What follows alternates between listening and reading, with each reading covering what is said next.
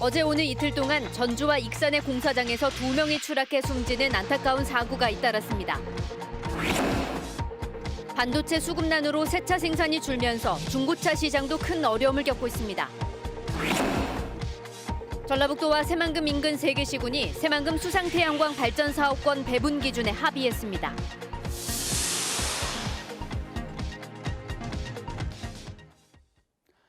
여러분 안녕하십니까? JTB 8시 뉴스 시작합니다.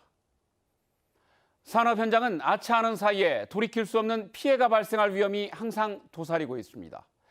까마득하게 높은 작업 현장이나 무거운 설비, 또 아찔한 추락물 모두가 안전을 위협하는 위험 요소입니다. 그중에서도 가장 자주 일어나는 게 작업자의 추락 사고입니다. 최근 4년간 도내 공사장에서 발생한 사망사고 4건 가운데 3건 가까이가 여기에 해당될 정도인데요. 어제와 오늘도 익산과 전주에서 또 안타까운 추락 사망사고가 이어졌습니다. 주혜인 기자의 보도입니다. 올해 12월 준공을 앞둔 지상 45층, 지하 4층 규모의 오피스텔 신축 공사 현장. 하도급 업체 노동자 60살 A씨가 타워 크레인과 건물을 연결하는 안전지지대를 철거하다 20m 아래로 떨어졌습니다. A씨는 그 자리에서 숨졌습니다. A씨는 여기 타워 크레인에 연결된 줄 하나에 몸을 의지한 채 작업에 나선 것으로 알려졌습니다. 사고는 A씨가 마지막 지지대를 해체하던 중 타워 크레인과 연결된 줄이 끊어지면서 발생했습니다. 슬래트를 설치하고 그리고 작업을 했는데 떨어지면서 하단이 들어갔어요. 하도급을 준 시공사 측은 A씨가 보호장비를 착용했고 작업 전 안전교육도 받는 등 안전수칙을 지켰다고 밝혔습니다.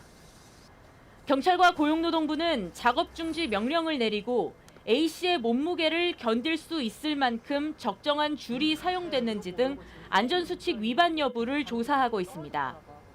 일단은 서류상으로는 남아있고 복합적인 원인이라서 당장 말씀드리기도 그렇고. 하루 전 익산에서도 공장의 지붕 보수 작업을 하던 외주업체 노동자가 7m 아래로 떨어져 숨졌습니다. 고용노동부에 따르면 최근 4년 동안 전북 건설 현장에서 발생한 사망사고는 64건. 이 가운데 73%가 모두 추락 때문에 생긴 사고였습니다. JTB 뉴스 주혜인입니다. 요즘 차량용 반도체가 부족해 자동차 생산업체들이 휴업을 하는 등 새차 생산이 크게 줄었습니다. 그런데 이런 상황이 가뜩이나 어려운 중고차 시장에도 영향을 미치고 있습니다. 새차가 줄면서 중고차도 매물이 크게 부족해졌고 가격까지 올라 이중고를 겪고 있습니다. 정원익 기자입니다. 지난달 국내 자동차 생산 대수는 25만 6,200여 대를 기록했습니다. 지난해 8월 이후 가장 적습니다. 지난해 말부터 반도체 부족으로 현대차와 기아차, 한국 GM 등 자동차 완성차 업체 모두가 생산에 큰 차질을 빚었기 때문입니다. 중고차 시장에도 불똥이 튀었습니다. 전주의 한 중고차 매매단지. 중고차로 가득 찼던 주차장 곳곳이 텅 비었습니다. 2,700대까지 주차가 가능했지만 지금은 30%나 빈자리로 남았습니다. 지난 2009년 문을 연 뒤 처음 있는 일입니다. 새 차가 제대로 나오지 않자 중고차 매물도 크게 줄었기 때문입니다. 출고가 돼야 그러면 그 중고차를 가지고 있는 분들이 우리한테 팔고 그다음 또 신차 구입하고 그게 계속 로테이션으로 돌아가는데 전혀 그런 게 없고 거의 중단되었다고 보시면 돼요. 매물이 줄자 가격도 오르고 있습니다. 대부분 10%가량 올랐는데 1톤 화물차처럼 인기가 많은 차량은 새 차 가격과 맞먹을 정도입니다. 코로나19로 가뜩이나 손님이 줄어든 상황에서 이중고를 겪고 있는 셈입니다. 40년, 50년 이렇게 이 업을 유지해 오면서 이런 현상은 처음 겪고 있는 현상이고 굉장히 앞으로의 진행 상황이 우려스럽습니다. 여기에 대기업까지 중고차 시장 진출을 앞두면서 중고차 업계의 어려움은 더욱 커질 것으로 보입니다. JTB 뉴스 정원익입니다. 새만금 내부 개발이 본격화하면서 개발 이익을 둘러싼 시군 간 갈등도 커지고 있는데요. 전라북도와 새만금 인근 3개 시군이 수상 태양광 발전 사업을 어느 정도 규모로 나눌지 합의했습니다. 새만금 자치단체들이 상생에 첫 발을 뗀 셈인데 행정구역 문제를 비롯해 풀어야 할 과제가 적지 않습니다. 하원호 기자입니다. 새만금 투자기업에 수상태양광 발전사업권을 주는 투자 유치형 공모사업. 지금까지 SK 등 새만금 투자기업과 자치단체에 1200메가와트를 배분했고 이제 900메가와트가 남아 있습니다. 더 많은 몫을 차지하기 위해 갈등을 빚었던 세 개 시군이 배분 기준에 합의했습니다. 군산이 산업투자형으로 450메가와트를, 김제와 부안이 각각 복합산업과 관광 레저형으로 225메가와트씩 나누고 새만금 개발청에 이 배정 기준을 반영해달라고 건의하기로 했습니다. 군산 앞바다에 수상태양광 발전소를 짓고 혜택은 다른 시군이 챙긴다며 대립각을 세웠던 군산시도 새만금 개발청 앞 집회를 중단하겠다고 밝혔습니다. 우리 시민 여러분들한테 오늘 이 합의 내용을 이제 가서 알리고 새만금 개발청 앞에서의 그 집회는 이제 중단을 이제 해야 되겠죠. 김제시와 부안군도 속도감 있는 개발이 이뤄질 수 있도록 힘을 모으겠다고 밝혔습니다. 서로 협력해서 속도전 개발하는데 지사님이 앞장서 주시고 저희들이 힘껏 밀어서 우리 행정협의를 통해서 앞으로 새만금 사업 모든 일을 속도감 있게 추진할 수 있도록 그렇게 노력을 하겠습니다. 새만금 33센터에 도와 세계시군 공무원이 함께 일할 사무실도 마련했습니다. 전라북도와 세계시군 단체장은 분기에 한 차례씩 만나 이견을 조율해 나갈 계획입니다. 송하진 지사는 그러나 새만금 행정구역 결정과 시군 통합은 어려운 문제라며 서두르지 않겠다고 밝혔습니다. 또 섣부르게 결론에 대해서 이야기하는 것은 그렇게 문제 해결에 좋은 방법은 아니다. 이렇게 보고 인내심을 갖고 저희들도 할 것이고. 새만금 사업 시작 이후 처음으로 머리를 맞댄 세계시군. 행정구역 통합 등 어렵지만 반드시 풀어야 하는 과제에도 이제 지혜를 모아야 합니다. JTB 뉴스 하원호입니다. 익산에 집안이 내려앉고 벽 여기저기에 금이 생겨도 2년 넘게 고치지 못하는 2층짜리 건물이 있습니다. 건물 주인과 익산시가 원인과 배상 범위를 두고 맞서면서 법적 다툼을 벌이고 있기 때문인데요. 건물 주인은 다가오는 장마가 걱정입니다. 김진영 기자입니다. 이면 도로와 맞닿아 있는 익산시 평화동의 2층짜리 건물입니다. 건물 바닥과 집안 사이에 2뼘가량의 틈이 벌어져 있습니다. 건물 안 벽에는 어른 손이 들어갈 정도의 금이 생겼습니다. 천장과 벽 사이도 갈라져 큰 틈이 만들어졌습니다. 이렇게 된 지가 벌써 2년이 넘었습니다. 비가 오면 물이 이렇게 들어가잖아요. 들어갔다가 또 빠졌다가 말랐다 줄었다 한 게 말랐다 줄었다 말랐다 줄었다 하니까 집이 자꾸 가라앉아요. 그런 게 미쳐버리겠어요. 건물주의 신고를 받은 익산시는 지난해 2월 원인 파악에 나섰습니다. 건물 앞 도로에 묻힌 상수도관에서 새는 물과 지하수에 의해 토사가 쓸려 나가면서 집안이 내려앉았다는 결과가 나왔습니다. 건물주는 이를 근거로 익산시에 집안 보강 공사는 물론 건물 균열 등에 대한 보수 공사를 요구했습니다. 하지만 익산시는 집안 보강 공사만 해주겠다는 뜻을 전달해 왔습니다. 상수도관 누수가 집안 치마에만 영향을 줬다며 건물 균열 등에 대한 보수 공사는 받아들일 수 없다는 겁니다. 집안에 대해서는 일정 부분이 영향이 있을 수 있겠다. 이제 이런 안전이나 결과가 나온 것이죠. 그래서 이제 그 부분에 대해서는 우리가 배상 문제가 들어가 있으니까 그 부분을 이제 선정을 하면 되거든요, 피해자가.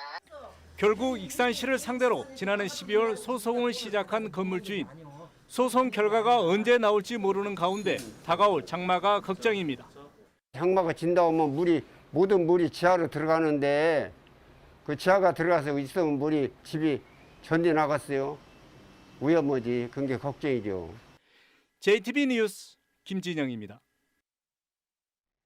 1980년 5.18 민주화 운동에 참여했다가 옥살이를 한 경우 특별법에 따라 법원에 재심을 청구해 무죄를 선고받을 수 있습니다. 10달간 옥살이를 한 당시 고등학생도 최근 재심을 청구했습니다. 그런데 법원이 대상이 아니라는 의견을 내면서 30년 만에 명예회복이 좌절될 처지입니다. 어찌된 일인지 나금동 기자가 취재했습니다. 전주 신흥고등학교에 있는 정자입니다. 1980년 5월 27일 전교생이 비상계엄 철폐 등을 외치며 시위한 것을 기념해 만들어졌습니다. 1,500명 정도 재학생이었는데 한 명도 빠짐없이 모든 학생이 다 참여를 했고 이 운동에 주동적으로 참여했던 약 28명의 선배님들은 학교를 떠나거나 혹은 정학을 당하거나 당시 신흥고 3학년이던 이강희 씨는 이 시위가 끝나고도 광주의 참상을 알리는 유인물을 여러 차례 전주 시내에 돌렸습니다. 6월 초부터 학교 시내 곳곳에 이제 벽사를 하다가 이제 저희 집에서 친구하고 같이 유인물을 제작해가지고 이제 배포를 하게 됩니다. 일로 경찰에 붙잡힌 이 씨는 학교에서 제적당했습니다. 또한 계엄법 위반으로 1심 군사법원에서 징역형을 선고받아 8달간 옥살이를 했습니다. 항소심에서 미성년자라는 이유로 소년원에 송치돼 2달을 지낸 뒤에야 집에 돌아올 수 있었습니다. 사실 계엄하이기 때문에 생각하기 힘들 정도로 당시 이제 후유증이나 이제 이런 것 때문에 20년 넘게 그 공황장애 이제 사실 치료도 받고 그러고 있거든요. 40년이 흐른 지난 3월 검찰은 이 씨의 동의를 받아 5.18 민주화 특별법에 따라 직권 재심을 청구했습니다. 그런데 실망스럽게도 재심 대상이 아닌 것으로 보인다는 법원의 답변이 돌아왔습니다. 특별법의 재심 청구는 유죄가 확정된 경우만 가능한데 이 씨는 최종적으로 소년부 송치 결정을 받았다는 이유였습니다. 정치권은 특별법 개정을 추진하고 있습니다. 특별법을 유죄 확정을 받은 사람 또는 결정을 받은 사람으로 법을 개정을 해서 재심 청구가 가능하도록 만들려고 하는 겁니다. 5.18 민주화 운동 유공자가 되고 지난 1994년 뒤늦게 명예졸업장도 받은 이 씨의 바람은 소박합니다. 지금이라도 제가 무죄를 선고받고 떳떳하게 또 5.18이 왜곡되거나 변질되지 않고 또 사회에 헌신할 수 있는 그런 시간을 가져보고 싶은 게 제 솔직한 심정입니다. 5.18 민주화 운동에 참여해 체포 후 구금되거나 숨진 고등학생은 전국적으로 257명에 이르는 것으로 알려져 있습니다. JTB 뉴스 나금동입니다. 전주시가 5인 이상 사적 모임 금지 수칙을 어긴 전라북도 공무원 7명에게 10만 원씩 과태료를 부과했습니다. 이들은 지난달 14일 전주의 한 음식점에서 함께 점심을 먹었습니다. 전주시는 해당 음식점에도 150만 원의 과태료를 부과했습니다. 어제 2명의 확진자가 나온 전북은 오늘은 아직까지 신규 확진자가 발생하지 않았습니다. 전북의 하루 확진자는 지난 5일부터 한 자릿수를 이어가고 있습니다. 전주의 한 장례식장에 들렀다가 확진된 충남의 일가족 3명과 관련해서는 검사를 받은 127명 모두 음성 판정을 받았습니다. 지난 3월 군산 시의원을 폭행한 시민단체 관계자 A씨에게 민주당이 당원 자격정지 6개월의 중징계를 내렸습니다. 민주당 전북도당 윤리심판원은 군산 시의원 B씨를 폭행해 크게 다치게 한 A씨는 당원 자격정지 6개월, 그리고 쌍방 폭행으로 입건된 B 의원은 경고 처분을 내렸습니다.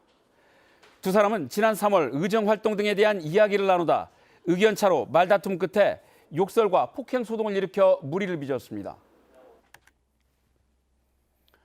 진보당은 선거법 위반과 부동산 투기 등 각종 비위 의혹에 휩싸인 전주 시의원들의 사퇴와 시의회 차원의 강력한 징계를 촉구했습니다.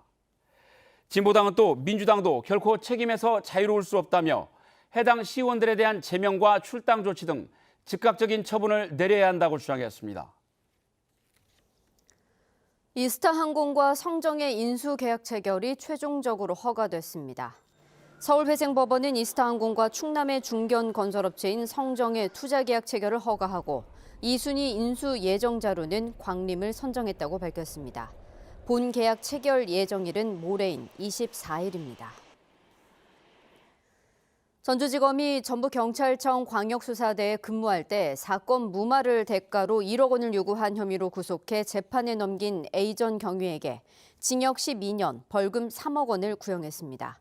또한 A 전 경위와 공모한 혐의로 기소한 전 경찰관 B 씨에게 징역 10년, 벌금 2억 원을 구형했습니다. A 전 경위는 사건이 불거지자 지난 3월 파면됐습니다. 이들은 재판 과정에서 줄곧 무죄를 주장한 가운데 1심 선고 공판은 다음 달 8일에 열립니다.